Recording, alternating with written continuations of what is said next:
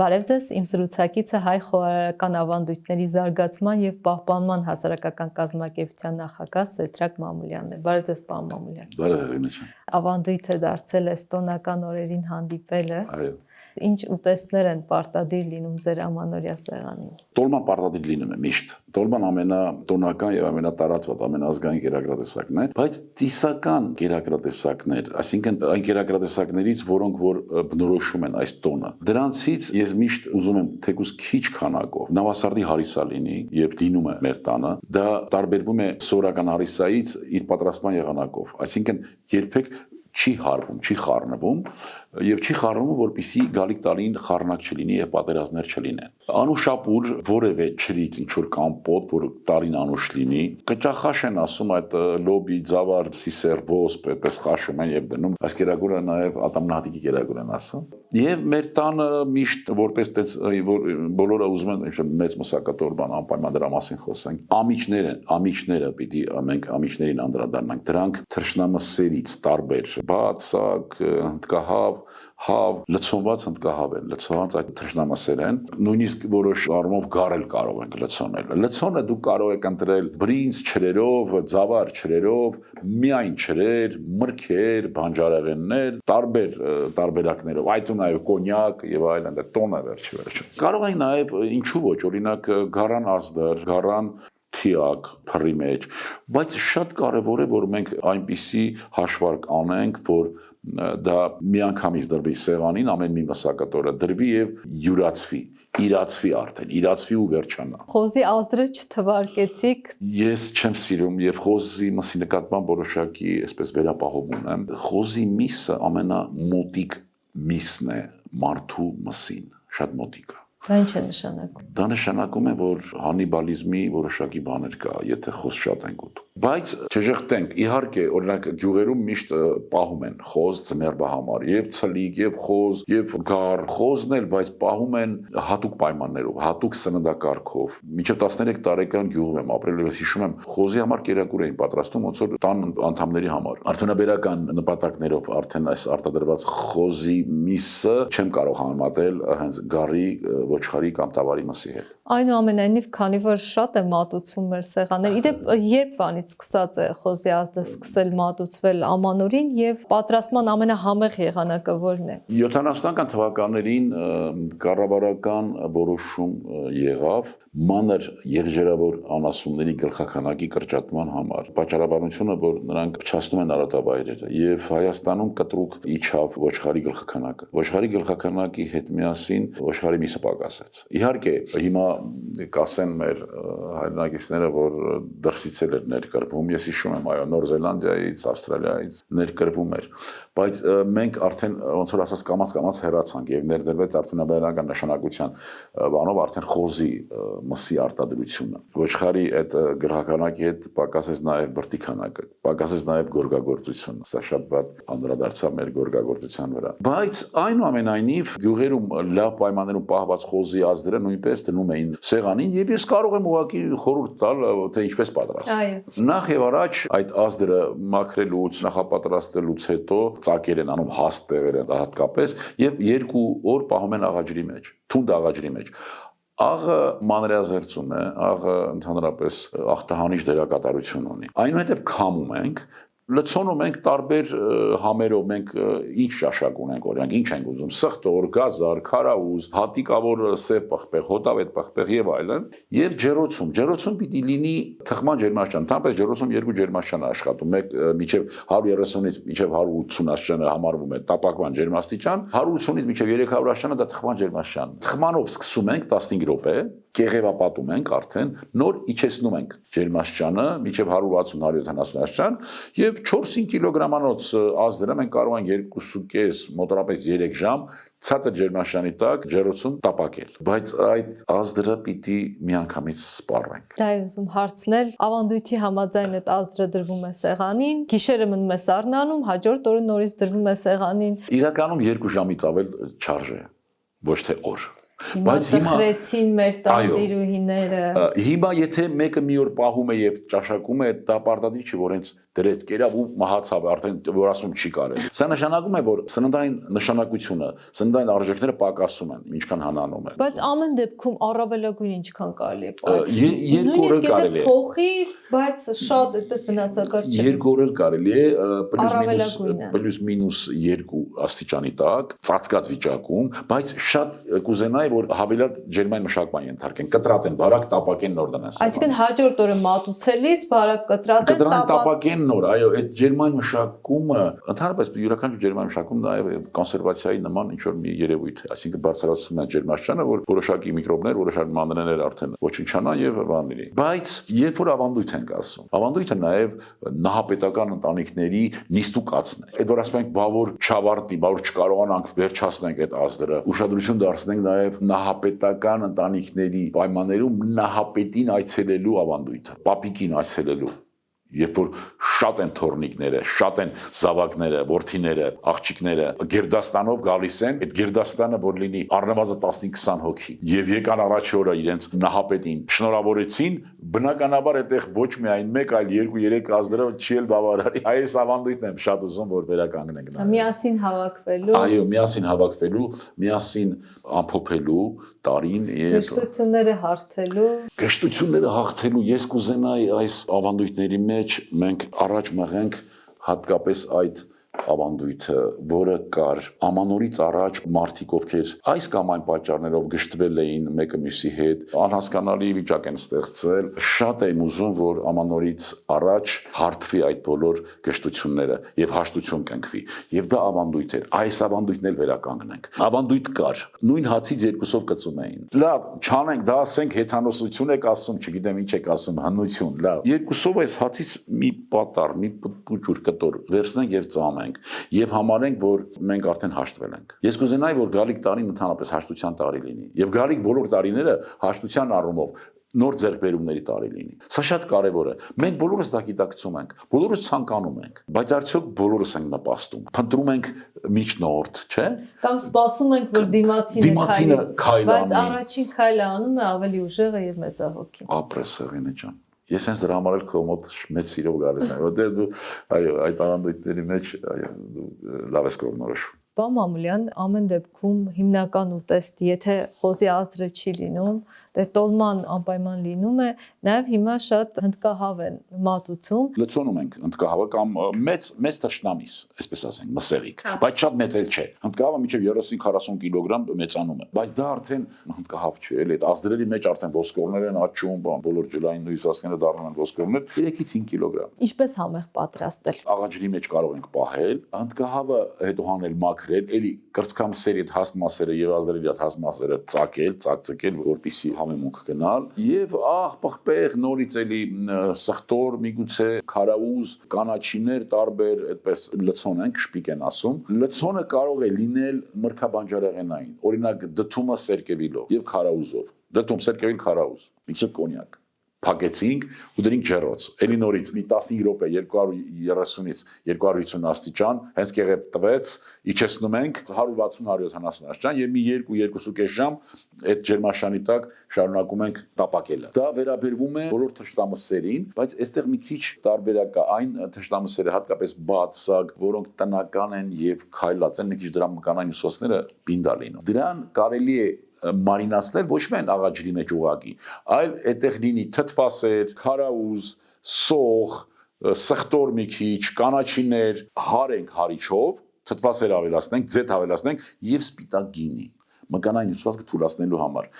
Իսկին ավելի փափուկ կլինի։ 5-6 ժամ այդ սոուսի մեջ պահենք, ավելի փափ, այո, մկանային հյուսվածքը ավելի մեղմանում է, փափկում է։ Նոր այդ process-ն արդեն թխման, տապակման եւ արդեն Եվ էլի ճաշակել 2 ժամվա ընթացքում։ Էլի ճաշակել 2 ժամվա ընթացքում, որովհետեւ նույնը, այո։ Գիտեք, եթե մենք ուզում ենք ինչ-որ մշտական ունենանք, արագ հյուրասիրելու որևէ բան եւ հատկապես մսեր ենք սիրում մենք։ Կարող են միսը խաշել, օրինակ գառան միս խաշենք, կտրատենք ու պահենք։ Հյուրը եկավ, սոխարած ենք պատրաստում կարակով։ Կարակով սոխարած դեպքում կարակը տաքացնում ենք մի քիչ ձեթ ենք ավելացնում եւ շատ չենք թողում, որ դաղվի, որ այդ քափը վառվի։ Այնուհետեւ լցնում ենք սոխը, սոխը մի քիչ հենց կարմարեց, ավելացնում ենք տոմատ պաստա, սև սալորաչիր, նռան հատիկներ եւ խառնում ենք ու մի քիչ կարմիր գինի։ Սրա հետ հիմա այս սոուսը եւ գարան միսը, ոչխարի միսը, ինչ համեմունք կսազա օրինակ։ Հոտավետ պղպեղ կսազա թե չէ։ Այնտեղ չիր կա բան կա, հոտավետ պղպեղը մի քիչ ավելի աղանդերային, թե դեսերտային համ ունի։ Մի քիչ հոտավետ պղպեղ, այս միսը խաշած արդեն պատրաստի։ Բերում լցնում ենք սոխարածը լինելուց հետո այդ տոմատով այստեղ 3-ից 5 րոպե այս տոմատի մեջ, այս սոուսի մեջ շոքե հարում ենք եւ սխտոր մածունով մատուցում։ Սա Խաչենի բորանի կերակրատեսակն է։ Անկրկնելի։ Պարոն Մամուլյան, ես հիշում եմ մեր նախորդ զրույցի ընթացքում համեղ տոլմա պատրաստելու ձեր բաղադրատոմսը մեծ հետաքրքրություն է առաջացրել եւ քանի որ այս օրերին գրեթե բոլոր ընտանիքներում պատրաստվում է, ես կխնդրեմ, որ եւս մեկ անգամ դուք պատմեք։ Շատ լավ։ Այն ժամանակ ինչ արեցինք տավարով եւ խոզով խառնեցինք այո։ Ես ուզում եմ այս անգամ առաջարկել 3 մսատեսակ՝ տավար, խոզ եւ ոչխար։ Բայց ընտրենք հատուկ մսակտորներ, լավ զանգված, այն որ ֆարշ ենք ասում, կպչուն ֆարշ։ Ստացվում է տավարի փորատակի եւ սրունքի մսից։ Վերցնենք տավարի փորատակ, սրունք, խոզի փորատակ եւ ոչխարի փորատակ։ Ընդհանուրը որ 2 կիլոգրամ լինի, որից 1 կիլոգրամը ընդհանուր լինի տավարի միս, կես կիլոգրամը խոզի, կես կիլոգրամը ոչխարի։ Խոշոր աղանք, եթե հնարավորություն ունենք նաեւ կարող ենք հարել։ Աղալուց հետո հարել, կոլորական նման զանգված ստանանք։ Պիտի ավելացնենք կամ ձավար, բլղուր կամ բրինձ, բայց դրանք պիտի թերխաշանենք 2-ից 5 րոպե ջրի մեջ խաշենք, այնուհետև քամենք ու մսի վրա շարենք։ Ուրեմն առանձին տարբեր կանաչիներ, ինչ որ սիրում ենք, համեմ, մաղադանոս, սամիտ, ռեհան, ցիտրոն, թարմ, գլուխսող, 2 գլուխսող հետ 2 կիլոգրամ մսի, 2 խոշոր սող, մոտավորապես 500-600 գրամ, 2 պճեղ սխտոր։ Այս սոխը մանր կտրատում ենք, կանաչին մանր կտրատում ենք, խառնում ենք իրար, սխտորն էլ խառնում ենք իրար, դանակով էլիս են ճզմում ենք, աղ ենք ավելացնում ենք, այնքան ինչքան որ այդ 2 կիլոգրամին է հարկավոր, իսկ 2 կիլոգրամ մսին պիտի լինի 40 գրամ աղ։ 1 կիլոգրամի 20 գրամ աղա անում եւ 3-ից 4 գրամ պղպեղներ, սև կլինի, հոտավետ կլինի։ Այս խառնուրդը, այդ սոխի կանաչիների այդ խառնուրդը էլի ուղիղ շարում ենք sense շերտով այդ ձավարի կամ բրնձի վրա եւ եռացող ջուր 150 գրամ եռացող ջուր sense կանաչու վրա լցնում ես անմիջապես բույրը զգում ես բացվում այդ եթերայուղերը էքստրակտիվ նյութերը ամբողջ են համերը բացվում են խառնում ես զանգվածը լավ խառն, այո, ձեռքով, որովհետև այստեղից, որ պիտի դու դնես կերակուրի մեջ, ձեռքի միջոցով է գնում։ Դեռ դուք խորհուրդ եք տալիս ձեռնոցով չանել։ Այո, իհարկե, ասում եմ, այդ քո հոգուց ինչ որ բան պիտի փոխանցվի, մատերի միջոցով պիտի փոխանցվի, քո ջերմությամբ։ Լավ տրորեցիր, խաղողի տերևը, եթե մարինացված է, մի քիչ աղի հետ թույլ լավ լվանալ, եւ լավ պինդ փաթաթելուց հետո։ Եթե շատ աղի է, արանքներում կարող ենք կամ ծիրանի չիր դնել կամ սալորաչիր կամ թարմ խնձոր նույնիսկ լավ շարել ծանրոցը որ դրեցինք եռացող ջուր ենք լցնում այնքան որ ծածկի այնուհետև դնում ենք կրակին սկզբից ուժեղ հենց սկսեց եռալ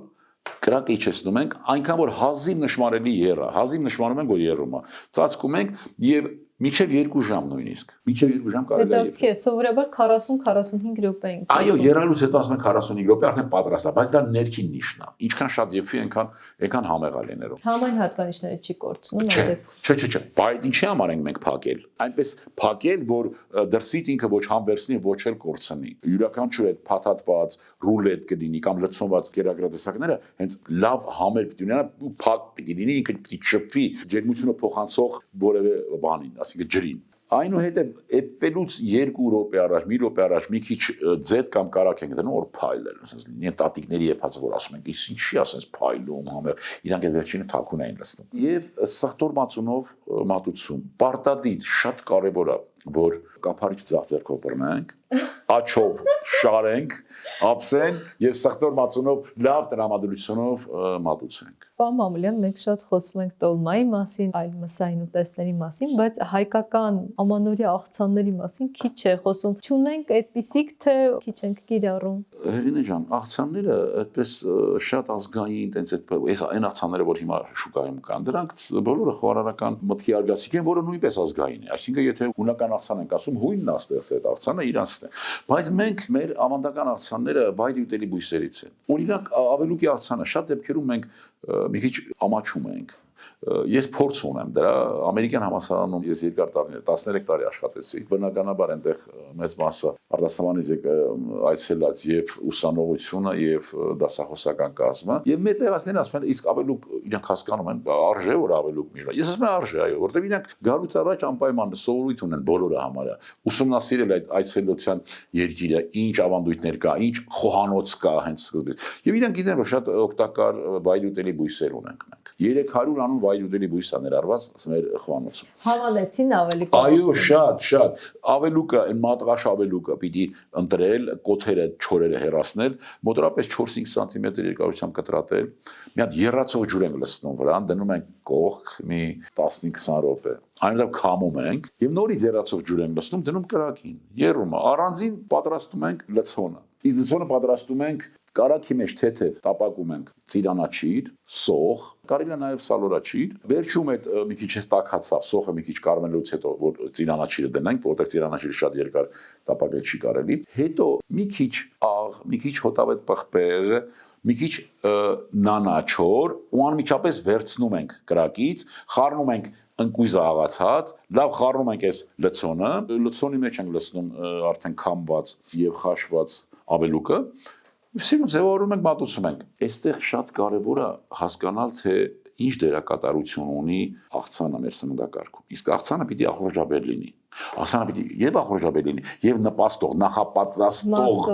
ստամոքսը աղիները եւ այլն նախապատրաստող որ հիմնական կերակուրը լավ մարսվի Հրաշալի այլընտրանք կլինի թթվասերներով մայոնեզներով աղցաններին կարծում եմ Ինչ խոսք ավելուկը աղի ստամոքսային տրակտի համար շատ օգտակար բույս է Շատ օգտակար վերին աշճանի միջալոց շատ կարևոր է եւ աշխարհը գնահատում է որ մենք վայրուտելի բույսերը օգտագործում ենք աշխարհը գնահատում է եւ դա համարում է որ մենք շատ ավելի լավ ենք ճանաչում բնությունը Աղցանների մասին խոսեցինք նաեւ տոնական ամանորյա սեղանին ինչ ձկնային ուտեստներ են մատուցվում Սովորաբար եթե ավանդական ասեմ ձկները մեր ջրային ավազանի ձկները ուղղակի խաշում են դրվում սեղանին որպես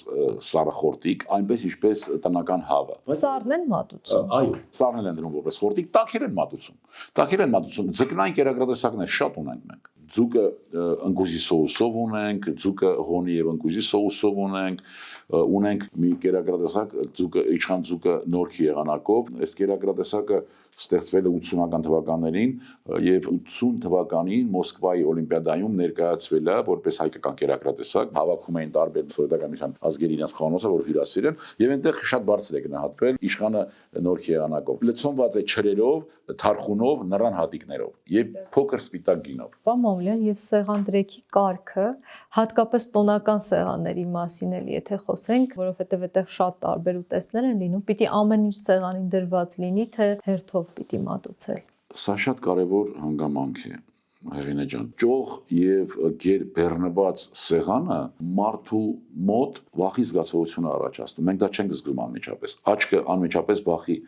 զգացողություն է հաղորդում ուղեղին եւ եթե դու ուշադրություն ես դարձրել մենք այդ ճոխ սեղաններից երբեք կշտացած երբեք հագեցած չենք վեր կենում մենք գալիս ենք տուն նորից հաց ենք ուտում Պիտի հերթականությամբ լինի եւ պիտի նախուտեստից սկսել աղցաններ, ապուրները որոշ երկրներում օրինակ Եվրոպայում ապուրը նույնպես համարվում է նախուտեստ ֆունկցիայով իր դերակատարությամբ այո նա նախապատրաստում է ստամոքսը հիմնական կերակուրը ընդունելու այնուհետեւ հիմնական կերակրատեսակները եթե մենք ունենք նախուտեստներ խորտիկներ մսային եւ այլն մենք պիտի անցումը դեպի հիմնական կերակուր մսային կերակրատեսակները սկսենք դժվարամարսից գնանք դեպի դյուրամարսը եթե շատ աղցաններ չունենք ապա Պիտի սկսենք ձկնայինով ավարտենք թռչնամսով կամ սկսենք թռչնամսով ավարտենք ձկնայինով։ Մեջտեղ ունենանք դժվարամարս մսերը, տավարը, ոչխարը, խոզը եւ այլն։ Աղանդերների դերակատարությունն է շատ կարեւոր։ Մենք ունենք աղանդերներ, որոնք նպաստում են Իհարկե քաղցրը հասկանալի ածխաջուրը վերջում այդ պիտի օգնի մարսողությանը, բայց ոչ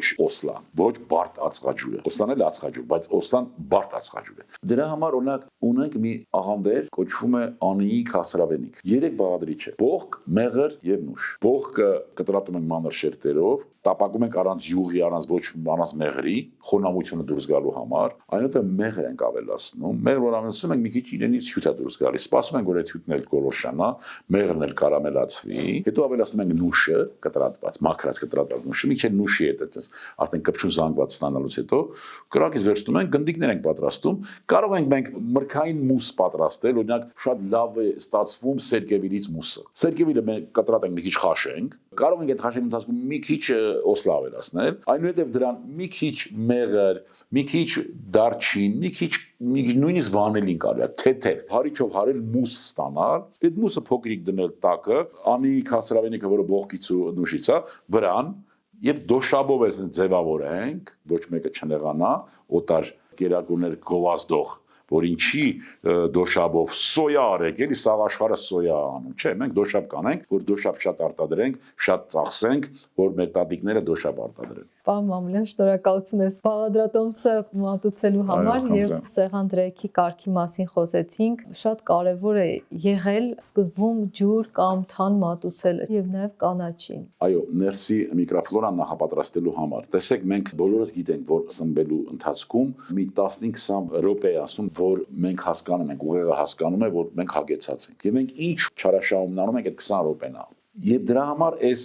ուտելու, սնվելու process-ը 20 րոպե առաջ ենք բերում, թանի միջոցով։ Հնում հայրը, այո, սնվելուց 15-20 րոպե առաջ թան են խմում։ Եվ պատահական չի դա։ Մեր մարսողությունը իրականանում է միկրոբների միջոցով։ Թանը նույնպես մանրեներ են, կաթնաթթվային, որոնք նպաստում են մարսողությանը, նախապատրաստում են, որ լավ յուրացվի սնունդը։ Եվ բացի դրանից, մենք այդ 20 րոպեն առաջ սկսում ենք սնվելու process-ը, բայց դեռ չենք ծանրաբեռնում կալորիաներով։ Եվ հենց գալիս է հագենալու ժամանակը, օրգանիզմը ճիշտ արձագանքում է։ Փորձեք, վստահ եմ, որ կզգաք, բայց ամենակարևոր հանգամանքը ես խնդրում եմ, տարբեր նյութեր ունեն յուրացվելու, մարսվելու տարբեր միջավայրներ։ Միշտ հիշեք, ածխաջրերը հատկապես օսլան պիտի գնա միջև աղիքներ, աղիքներում հիմնային միջավայրում է նա սկսում մարսողությունը։ Սպիտակուցները եւ ճարպերը դրանք ստամոքսում թթու միջավայրի մեջ են։ Շաքարային ածխաջրերի յուրացումը սկսում է բերանի խորոչում։ Այսինքն չխառնել, որովհետև օսլան, չէ։ Հիմա տես, եթե ստամոքսը լիքն է, եւ մենք հետո ենք արդեն օսլան ուտում, ինքը տեղ չունի որ գնա 12 մատնյա աղիք կամ աղիներ։ Իսկ ստամոքսում ինքը այդ միջավայրը չունի որ յուրացվի։ Ինչ է դառնում, թթվում է։ Տոնական սեղաններին պարտադիր լինում է նաև խմիչք, տարբեր մրգօղիներ, օրինակ շատ խոսում եք այն մասին, որ թթի օղին օգտակար հատկանիշներ ունի։ Այստեղ արդյոք չկա հակասություն դիետոլոգների, ծննդաբանների հետ, թե Չէ, 150 գրամ օղին օգտակար է։ Նույնիսկ ապերիտիվ, որ ասում են, ապերիտիվը բացել է նշանակում, այսինքն նախորժակը բացել։ Նախորոք խմելը շատ նորմալ է դա։ Մրգային օղիները հնում հայերի մոտ դրանք ծառայել են առողջական նպատակներով։ Առողջական, այո, ասում ենք թթի օղին դա ստամոքսի համար է լավ։ Բայց հիմա ժխտում են, չէ, այդ մոտեցում ասում են ցանկացած օղի լավ չի ամեն դեպքում։ Շատ լավ, տատիկս մինչև 105 տարեկան խմեց։ Դե ժխտեք դուք 50 տարի ապրեք ու ժխտեք, ամեն ինչ ժխտեք։ Ձեր տատիկը մինչև 105 տարի ապրել է։ Հրաշալի։ Այո, եւ խոլեստերին էր ուտում ամեն օր եւ օղի էր։ Ես էի իրեն ամեն անգամ փոքրիկ օղի, հենց որ հարցնում էին, բաբող խմես, օղի ասում էր, Սերգոս գիտի, ինձ տանը Սերգո էին ասում։ Ես օղու հետ մի քիչ բան անում ենք, խմում էր։ Գիտեք ինչ։ Պարոն Մամուլյան, բայց ասեք, որ չափի մեջ։ Այո, իմ հայրս էլ 80-րդ տարիներ էր, բայց ինքը իր մահով չմահացավ, ցավոք սրտի պատահեց, ինքը կիրթ մարդ էր, բարձրագույն ավարտ, դպրոցի տնօրեն եւ այլն։ Ինքը ամեն հաց ուտելիս մի 50-70 գրամ օղի էր խմում, հատկապես տնական լավ քաշած օղի, տնական։ Եվ իմ ու իր հակադրությունը գիտեք որն էր, երբ որ գործից գալիս է, ասում էր հաց ուտենք, ասում է հա, դե ասում են մի բաժակ խմենք, ասում է չեմ խմում, հավես չունեմ, ասում էր հաց ուտել չգիտես։ Իսկ երբ որ ես ասում մեկից հետո երկրորդն էի խմում, երրորդը, այն ժամանակ էլ ասում էր խմել չգիտես։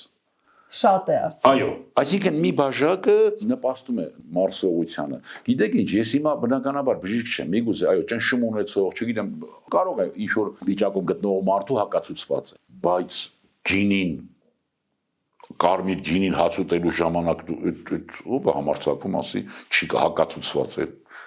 Կներեք։ Պարոն Մամուլյան, մենք նախորդ անգամ էլ մանկական սննդի մասին խոսեցինք, բայց ուզեմ, քանի որ շատ կարևոր է, այս անգամ եւս այդ մասին խոսենք, ինչ այլընտրանք եք դուք առաջարկում պիցաների եւ ֆրիների փոխարեն։ Երեխաների օրգանիզմը աճող օրգանիզմ է, նոր ձևավորվող։ Բնականաբար այնտեղ չափավոր սպիտակուցներ պիտի լինեն, պարտադիր, բայց սպիտակուցները ավելի կատնային, ավելի բան։ Կերակուրները պիտի լինեն ավելի շիլայանման, ստամոքսի ամրապնդման եւ այլի համար։ Բայց մենք ինչ ենք առաջարկում։ Մենք առաջարկում ենք թխված խմոր,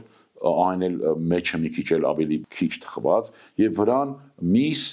օսլան, միսը եւ այլն, որտեղ հաճելի է։ Չեմ ժխտում, որ սնվելը կենսաբանական պահանջ լինելուց զատ նաեւ հաճույք է, բայց պիտի գերակշռի կենսաբանական պահանջը, ոչ թե հաճույք։ Հաճույք կարող ես 1, 2, 3։ Երեխայի սննդակարգը պիտի համապատասխանի նրա օրգանիզմի աճին նպաստող մթերքներով, այդ թվում, ինչպես նշեցի, սպիտակուցների, ճարպերի, չափավոր։ Ածիկը ընդհանրապես մի եզակի երևույթ է, որպես բանկական սնունդ։ Ոնց են Բայց քանի հոգի գիտի այդ բաղադրատոմսը։ Այդ բաղադրատոմսը, եթե չգիտի, ուրեմն պիտի սովորի։ Դուք ինձ նվեր եք բերել։ Այո, ես նվեր եմ բերել լորվա խոհանոցը, այստեղ ածիկ պիտի լինի, թե խավիցն աստեղ։ Չէ, ուրեմն մյուս գրքերի մեջ, հա, այստեղ չկա։ Լորվա խոհանոցը պիտի նկարներով, մանրամասն բաղադրատոմսերով։ Չգիտեմ, քանի կերակուր է։ Շատ շնորհակալ եմ։ Այո, ածիկի մասին հիմա տեսեք, մի լավ գործընթաց է գնում, մանկապարտեզների, խոհարարների վերապատրաստման մի բան կա, մենք էլ ենք մասնակցում, դիմույլի դեպքում մենք վերապատրաստում ենք, այնտեղ մենք դրա մասին խոսում ենք։ Այսինքն մանկապարտեզներում հիմա երեխաների սնունդը ավելի օգտակար է դառնում, երբ այնց այդ փոփոխություն լինի։ Դե արդեն ահագին ժամանակ է, ես հիմա չեմ կարող կոնկրետ ասել, մեզ են դիմում նաև, որ խոհարարները վերապատրաստվեն եւ որոշակի գիտելիքներ ունենան։ Մասնավոր մանկապարտեզները թե նաև պետական։ Եվ տեսեք, ի ուրախություն մեզ նաև պիտի նշեմ, որ մինչ այժմ մենք չունեինք պետականորեն ամրագրված խոհանոց ազգային։ Մենք հիմա սկսել ենք այդ գործընթացը մշակույթի եւ էկոնոմիկայի նախարարության հետ միասին եւ պետականորեն ամրագրելու ենք խոհանոցը։ Ամրագրելուց հետո արդեն այն մեր ընդհանուր ֆոնդից պիտի արդեն աշխատենք զատել, առանձնացնել մանկական սնունդը, սպորտային սնունդը, զինվորական սնունդը, պաշտոնական սնունդը։ Հետագա քայլերը սա է լինելու։ Մանկական մեկ բաղադրատոմս կասեք, օգտակար եւ հայկական։ Կաթնով կերակուր է օրինակ, բրինձով կաթնով։ Բրինձը ուղղակի լվանալ է պետք միջև այնքան որ ջուրը սպիտակի, թափանցիկ դառնա, այդ օսլան լրիվ մաքրվի, առանձին բրինձը խաշում ենք, ոչ թե փլավի նման, այլ դեպի մի քիչ ավելի խոնավ դեպի շիլան։ Այնուհետև աստիճանաբար կաթն ենք ավելացնում վրան, վերջում երբելուց հետո վերցնում ենք, մեղր ենք լցնում մի քիչ, մեղր ու կարող ենք մի քիչ դարչին լցնել երեխայի համար ավելի գրավիչ լինելու համար։ Եվ այս ճաշը ունենք սպիտակուց, ունենք մի քիչ ճարպ, ունենք նաև ածխաջուր։ Բայց ինչպիսի սպիտակուց, ինչպիսի ածխաջուր, նուրբ, շատ հեշտ մարսվող։ Պարոն Մամուլյան, եւ ձեր ամանորյա բարեմաղթանքը եւ 3 արժեքավոր մասնագիտական խորհուրդ։ Մասնագիտական խորհուրդս մեր գործընկերներին, ավելի երիտասարդ խոհարարներին, մենք պիտի անverջ սովորենք։ Մենք պիտի գիտակցենք, որ ազգային խոհանոցը դա մեր մշակութային ժառանգությունն է, իսկ աշխարհում գնում է պայքար տեսակների մեջ, եւ այդ պայքարը ոչ միայն զինված պայքար է, ոչ միայն տնտեսությամբ, այլ նաեւ մշակույթով։ Մեզ տրված է պահպանել մեր մշակութային ժառանգություն ազգային խոհանոցը։ Մեր խոհանոցները պիտի մենք համարենք խրամատ եւ այդ խրամատում մենք պիտի պայքարենք եւ երբեք չընկրկենք։ Եթե ընկրկեցինք, որևէ մեկը մեղավոր չի եւ մենք չենք կարող որևէ մեկին մեղադրել։ Այնպես որ ուզում եմ առաջնային համարել ազգային խոհանոցի լուսաբանումը, ես կուզենամ, որ մեր հասարակությունը գիտակցի նույնպես, որ յուրաքանչյուր անձ հասարակության, մանավանդ այն մարդիկ, ովքեր հանրային խոսքի, ընդհանրապես հասարակական աշխատանքի հնարավորություն ունեն, տարվի այդ քարոզություն ասեմ կամ ընդհանրապես հորդորը մեր միասնականության։ Միասնականության ոչ թե որ բոլորս միանման մտածենք, այլ բոլորս հնարավորություն ունենանք միասին մտածելու։ Սա տարբեր բան է։ Ես չեմ ասում մենք չենք կարող բոլորս միանման մտածել, բայց մենք կարող ենք միասին մտածել։ Ես ուզում եմ, որ մեր հասարակությունը ամեն ամանորից առաջ թոթափի հինը եւ թոթափի նաեւ չար եւ նեգատիվ մտքերը, երևույթները եւ նոր տարի մուտք գործենք մաքուր, զինված այն գաղափարով, որ ամեն մի բացվող նոր օրը դա նոր հնարավորություն է նաև եւ կարողանանք այդ հնարավորությունը օգտագործել մեր երազանքի տաճարը այն է մեր պետությունը հզորացնելու եւ բարգավաճ դարձնելու գործին լծվել։ Շնորհավոր